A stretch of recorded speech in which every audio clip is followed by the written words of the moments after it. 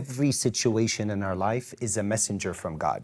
But you have to understand God's language to be able to decode that message. The entire universe is God's book, and Allah subhanahu wa ta'ala speaks through signs. But you need basira to be able to understand what Allah is getting at. السلام عليكم ورحمة الله وبركاته. Dunya Decoded podcast with Deya Elayyan and Ousama Alshurafa. أحلى أسامة في العالم كله. Usama, we are trying to decode divine messages. People think sometimes to a point we're in this dunya abatha. Living in vain. Yes, but this is not true, man. Everything happens for a reason. There are no coincidences. Nothing. Nothing. If we are reading the messages that Allah subhanahu wa ta'ala is sending for us every moment, there's something behind every key. Absolutely. Allah subhanahu wa ta'ala says, سَنُرِيهِمْ آيَاتِنَا فِي الْآفَاقِ وَفِي أَنفُسِهِمْ حَتَّى يَتَبَيَّنَ لَهُمْ أَنَّهُ الْحَقِّ. Allah subhanahu wa ta'ala speaks in signs. Who is the haqq? Allah. And Allah is one. So Allah subhanahu wa ta'ala, remember, He veiled His activity in this world through the dunyawi asbab and means. But Allah delivers messages in this world through different situations. Typically, you expect a verbal type of message, maybe an email from someone. Study. Exactly. Yeah. But Allah subhanahu wa ta'ala, He speaks through situations, through occurrences, through circumstances in your life. But you have to understand the language of God. You know the verse, اقرأ باسم ربك الذي خلق. Most people, when they're referring to this verse, they're talking about reading. They'll tell you reading is important. Allah talks about it in the Quran. That means knowledge is important, and read. But it's باسم ربك. The point I want to make is that the entire universe is God's book. And that's what He's talking about. You have to have the basira, the insight, the light, to be able to understand what Allah subhanahu wa ta'ala is talking about through these various situations He sends you in life. Let's say, for example, I give you a book in, I don't know, Chinese. Do you read Chinese? No. No, you don't read Chinese. I won't even understand nothing. No. I'll look at it scrambled. Exactly, just art on paper, right? Yes. Me too. But if I give you a book in Arabic, and I tell you now, what do you have? When you read it, you go beyond the words on the page You understand it. to the meaning behind the words. And you're like, if you've ever, when I'm reading sometimes, like any book, I'm thinking, what's the author, the mu'allif? That's how far you go, because you understand it. You Yes. read it, you understand it, and you'll take actions. That's the actions you're taking. Yes, but I'll also ask myself, what is he getting at? What's going to happen in the next chapter? Why did this scenario unfold in the book? What's the message that the author is intending through this? Why? Because I understand the language. And the language of the heart is this nur and basira. And when you have it, you'll be able to decode the various messages and through the signs that Allah subhanahu wa ta'ala is sending you How in this great life. is Allah Subhanallah. giving us all these signs through our day so we can figure out where we're going or what's going on. It's not just if you read Quran. It's not just if you pray. Every single thing that's happening on this earth is a message guiding you somewhere. One of the messages, Osama, it's this podcast, guys. What we're in right now, I met this guy on Instagram. That's true. I found a video for him. I sent him a message. It was something about Gaza. You were talking something. I was like, man, I love the way you talk. You're getting into me. You're there, man. You're there. He's like, much love, Habibi. I see you over there, here and there. You make me laugh. You got a nice personality. I'm like, thanks. I actually said I love your content. Yes. You came to Amman. I did. Wallahi, I'm super busy, Osama. Subhanallah. I am super busy. You called me, you're like, I'm in town. Let's get a cup of coffee. Did we have any intentions to get here today? Absolutely not. And it was so, subhanallah, our meeting was just to have coffee or lunch together. That's it? That's it. And we got together, and I remember specifically when we were sitting together, I never felt that I could really give da'wah in Arabic because my main spoken language is English, right? And so I was with you, and you had a friend with you, and I remember I started giving him da'wah in Arabic, and you just looked at me and you're like, get up. I'm like, what's going on? Studio. What studio? We're like, we're gonna record now. And you just, subhanallah, one thing led to the other, and now we're here with Dunya Decoded. Who would have thought? And take another message, man. You do da'wah in English. I love my messages sometimes to be in Arabic. So our plan is to make 10 in English because we want to try to get as much people to listen that need to listen to this topics. And we decided to make another 10 in Arabic. Yeah, may Allah subhanahu So wa ta'ala. imagine, alhamdulillah, God gave us He gave us the skills to send out 10 episodes in English, and inshallah much more. Bi-idhnillah. And another Arabic episode. So I think, man, this is all Allah's work, wallahi. All His work, all His plan. You know, actually, man, something phenomenal happened to me on my way here this time. I took a flight. It was from Canada, Toronto to London. My second flight was from London to Amman. So I was really tired. So I go up to the counter and I'm like, how's the plane? She's like, actually, it's a very empty plane. I'm like, can I change seats? Leg room, you know, so I'm comfortable. Yeah. And I remember the seat number, bro. It was like 12A. So I'm in seat 12A. And she's like, how about this? There's the emergency row and the window seat is available. The seat next to you is empty. And then the one next to that, there's someone sitting there. No problem, enough leg room. I'm like, do it. And I remember again, she switched me from 12A to 27A. Just before we continue, I want to take a quick moment to highlight something close to my heart. Because what's the point of decoding dunya if we're not also working for our akhirah? In a world filled with struggle, there are those who choose to act. Humanity is on the ground in over 25 countries across 5 continents, from Africa to Asia, delivering food, water, and medical aid to those who need it most. In Gaza, Syria, Yemen, and beyond, families are facing unimaginable hardship. But with your help, humanity is providing hope. And listen, we know how important trust is when it comes to charity. That's why we've done our homework. We wouldn't raise our voices for just anyone.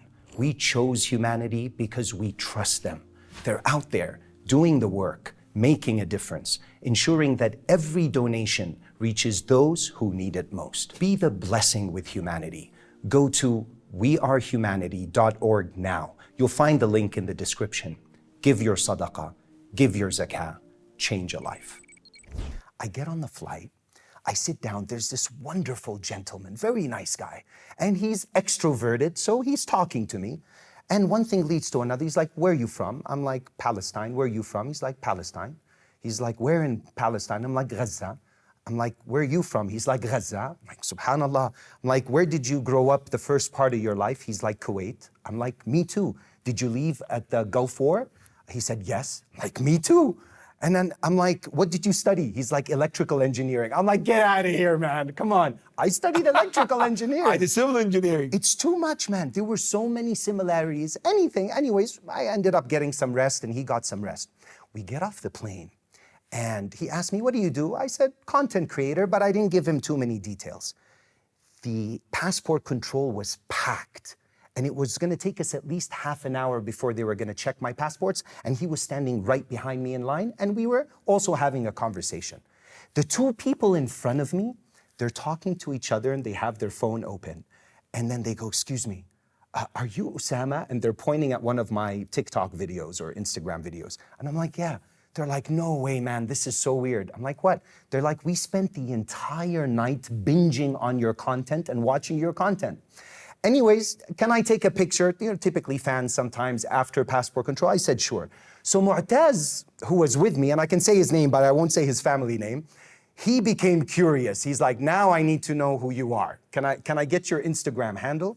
I give him my handle, he looks me up, and that led to us talking a little bit about Deen in the line as we were waiting for passport control. And I felt like he really needed to hear some of maybe what I had to say. But he's a great guy. He seemed like a guy with such a pure heart.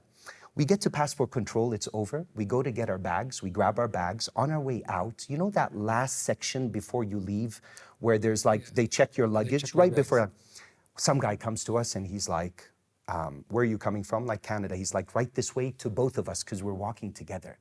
He checks our bags. He's a very nice guy. We go through the, security process. Then he goes, thank you very much. Have a nice day. He hands me over my passport.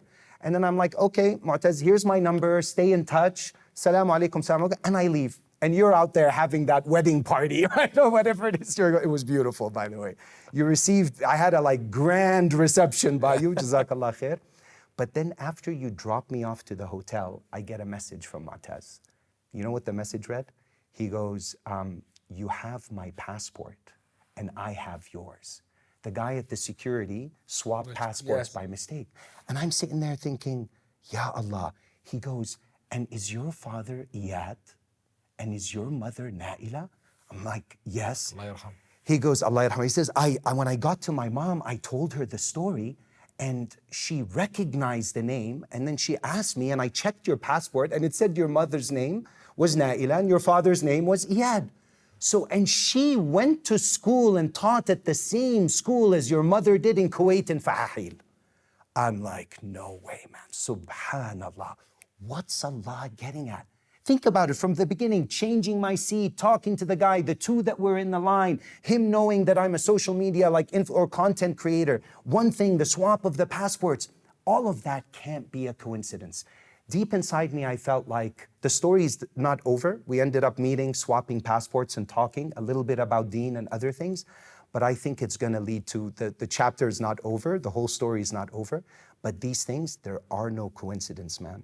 Everything happens for Whether it's khair or shar. Whether it's khair or shar. But the thing is with khair and shar, you have to be careful. The book of destiny, one of them in the Quran is referred to as Kitab, the mother of books.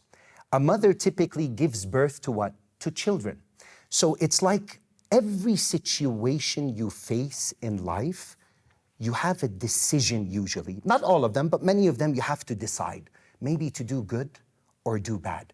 It's as if every decision you make opens up a new book of destiny based on the choice you made. It's like Allah subhanahu wa ta'ala wrote all the scenarios.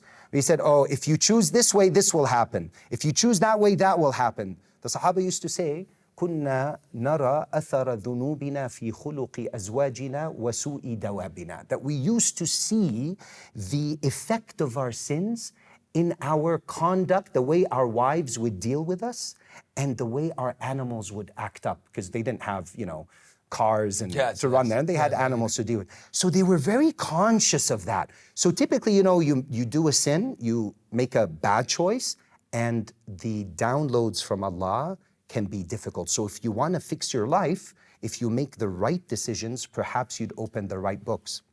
There's a Netflix. There was a series I remember watching called Black Mirror. It was so trippy, man. It's the first time this happened to me. As I'm watching the episode, all of a sudden it pauses at a certain scene. And it asks me to make a decision of what happens next. Does he shoot the guy or not? And I get to make choice A or choice B. That was amazing because based on my choice, the scenarios after change. So the person that wrote the script, he wrote all the possible scenarios, but based on my choice, the situations that follow changes. So you have to be very careful with the decisions you make. If you're constantly making the wrong decisions that displease Allah, you're going to be faced with certain books of destiny that are not too good. But if you please Allah, the opposite is true.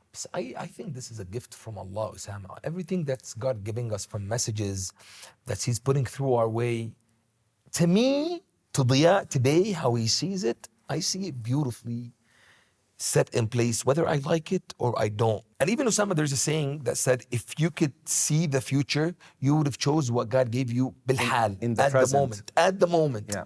So I think this is a present from Allah. And to me, alhamdulillah, because I think, inshallah, ya Rabb, I could be a righteous man, inshallah. Inshallah. You would love whatever God puts in your way. Whether you see it khair or you see it shar, it's khair. Even if it's shar, it's khair in the way, because God, if He didn't give you money, sometimes we all need money. If God doesn't give you money, you'll be like, man, God, wallah, I need money. Please give me money. If He gives you money, you're not going to know how to spend it. If He did not give it to you, He saved you. Mm-hmm. He helped you. Mm-hmm. God helps us in every single thing that we make in our days. Absolutely. And that, obviously, that is if you're a good person in general, right? Because for the non-believers, it could be a type of punishment. For someone that's far from Allah, He can send him difficult situations that are khair. But why are they khair? Because they're going to bring him back to the Deen. That's the point, to always bring you back to Allah subhanahu wa ta'ala before it's too late, before they exit, right? Before you leave this world. But there's also the saying that اتقوا فراسة المؤمن فإنه ينظر بنور الله. So when you have that insight, you really are able to decode things in life. There's a hack where we have to understand that Allah has 3 types of commands. They're called awamir al-juhd, awamir al-shar' wa awamir kawniyah. Who controls the heavens and the earth? Allah subhanahu wa ta'ala. When you fulfill the commands of Allah that are related to making an effort in your deen, what happens when you make an effort on your deen? Your iman strengthens. Yes. So now you're motivated to stay away from the haram and to obey Allah. So what are you going to fulfill? The commands of the Sharia. الدنيا إما مسخرة وإما مسلطة. Dunya is either subjected to you, it's under you're going to have good things happening to you from dunya, it's serving you, or it's going to be set against you. How? If you fulfill the commands of Sharia that Allah has on this dunya, الدنيا أوامر الكونية kicks in and it becomes مسخرة. It becomes subjected to you. The earth, you walk on it. Right? The oceans, they're there to serve you, the skies, the sun, the moon. Yes. But the minute you begin to fall short on the commands of Allah, what happens? The dunya becomes musallata. Now that same earth, earthquakes. Yes. The same water, tsunamis, fires. All sorts of bad things can happen. Why? Because we didn't fulfill the deen of Allah subhanahu wa ta'ala. So the commands of the effort, the commands of Sharia, and the commands of the universe. Fulfill the commands of the effort, your iman strengthens, you're able to fulfill the commands of the Sharia, Allah becomes pleased, and Allah subjects the entire universe, and you become truly Khalifatullah on the earth. So everything is happening for a reason. Everything You is wake up in the morning for a reason. You go to work for a reason. You meet the people that you meet every day for a reason. You go to the gym for a reason. Yes, I do. Yes, absolutely. You do, man. You do. Yes, So yes. everything is happening for a reason. So I think everybody's watching right now. He decoded. I think so. Divine messages? Yes. I think they're decoded at this It should. point. Or at least you're on the right path, going there. Absolutely. Much love, brother. Barakallah.